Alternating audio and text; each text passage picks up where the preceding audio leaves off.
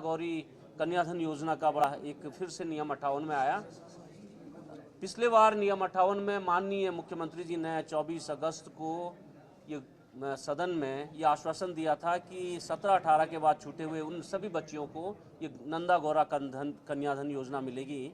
लेकिन बड़े दुर्भाग्य की बात थी कि 3 महीनों में सरकार ने न तो बजट की व्यवस्था करी थी और दूसरा न शासनादेश जारी किया था।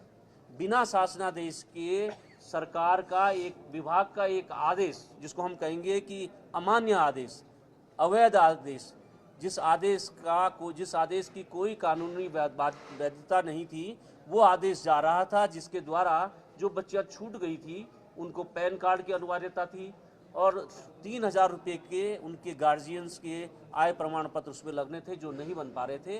तो सदन में हम इन तीनों मामलों को लाए, नियम 58 के तहत लाए कि बजट की व्यवस्था नहीं थी। तो माननीय मंत्री जी ने आज फिर आश्वासन दिया है कि जो अनुपूरक बजट आज सरकार ने द्वितीय अनुपूरक बजट पेश किया है उसमें बजट की व्यवस्था की जाएगी। और साथ ही सरकार की ओर से माननीय मंत्री जी ने ये आश्वासन विपक्ष के नियम 58 के दबाव पर ये दिया है कि अब पैन कार्ड की बाध्यता का परीक्षण किया जाएगा, अगर ज़रूरत नहीं होगी तो उसको भी समाप्त करेंगे।